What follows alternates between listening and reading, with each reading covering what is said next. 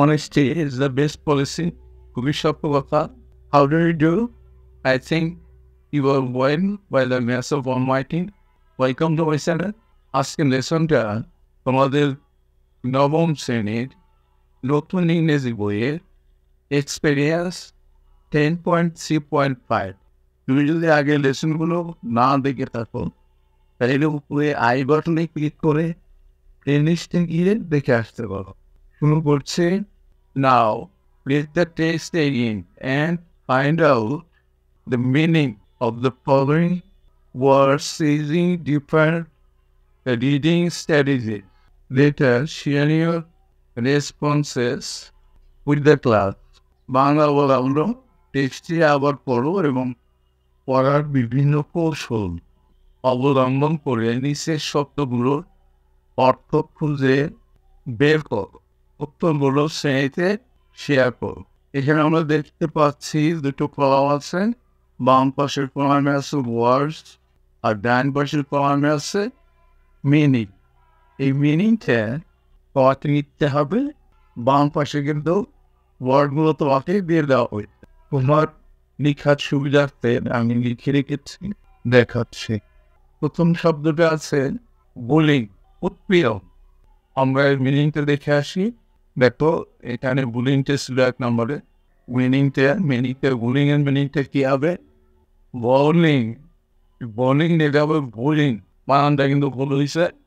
Bullying refers to aggressive behavior where someone intentionally harms or harasses another person or group, usually repeatedly and over a period of time. Bullying বা উৎপীড়ন বলতে আক্রমণাত্মক আচরণকে বোঝায়, যেখানে সাধারণত বারবার এবং কোনো নির্দিষ্ট সময় ধরে কেউ ইচ্ছাকৃতভাবে অন্য ব্যক্তি বা গোষ্ঠীকে ক্ষতি করে বা হয়রানি করে. এরপরে আমরা পরবর্তী শব্দটা দেখে আসি. পরবর্তী ওয়ার্ডটা হচ্ছে অ্যাগ্রেসিভ, আগ্রাসী বা আক্রমণাত্মক. এটার মিনিংটা আমরা দেখে আসি.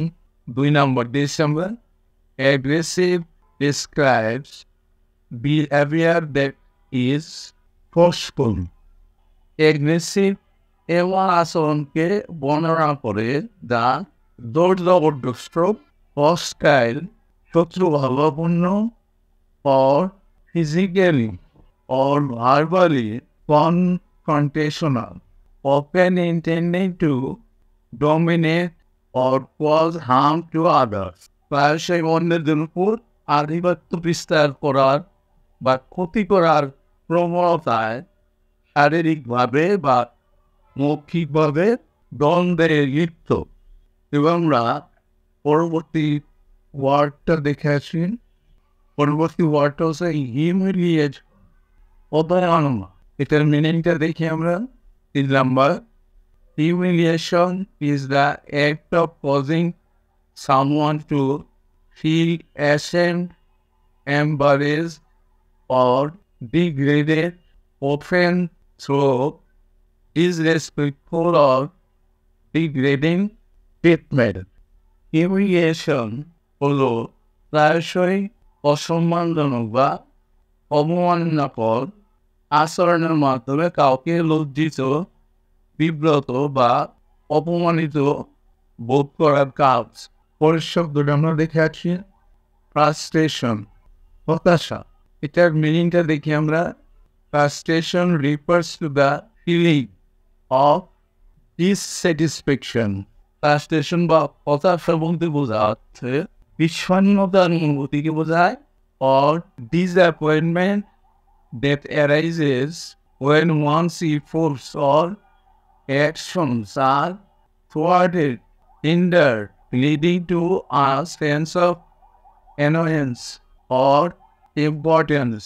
যা উদ্ভূত হয় কারো প্রচেষ্টা বা কর্মকাণ্ড ব্যর্থ বা বাধাগ্রস্ত হওয়ার সময়, যা বিরক্তি ও অবৈধ বোধের, অধৈর্য বোধের দিকে ধাবিত করে.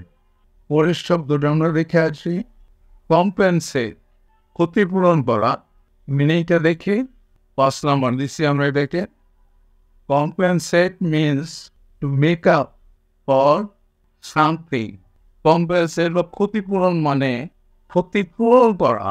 Open a lack or a loss by providing an equivalent factor or action.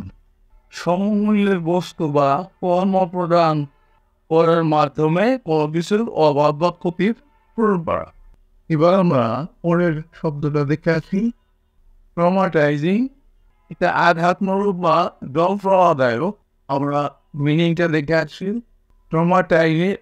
Traumatising describes something that causes severe emotional distress, leading to long-lasting psychological effects due to extreme stress or shock. Traumatizing এমন কিছু বর্ণনা করে যা গুরুতর মানসিক যন্ত্রণা সৃষ্টি করে, যার প্রচণ্ড চাপ বা আঘাতের কারণে দীর্ঘস্থায়ী মনস্তাত্ত্বিক প্রভাবের দিকে ধাবিত করে। এরপরের শব্দটা আমরা দেখে আসি। মিটিগেটিং, মিটিগেটিং অপরে প্রশমিত। মিনিংটা দেখে আসি। একে 7 নম্বর সর্বশেষ।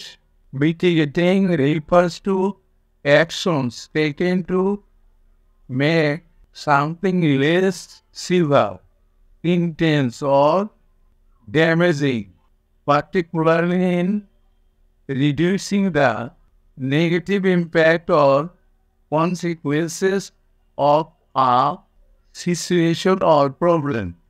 Mitigating বা প্রশমন বলছে কোনো কিছুকে কম গুরুতর, তীব্র বা ক্ষতিকারক করে তোলার জন্য গৃহীত পদক্ষেপকে বোঝায়, বিশেষ করে কোনো পরিস্থিতি বা সমস্যার নেতিবাচক প্রভাব বা পরিণতি হ্রাস করার ক্ষেত্রে ব্যবহৃত হয়ে থাকে। এর সাথে কিন্তু আজকের লেসনটা আমাদের শেষ হয়ে গেল। অবশ্যই তোমরা পরবর্তী লেসন দেখবা।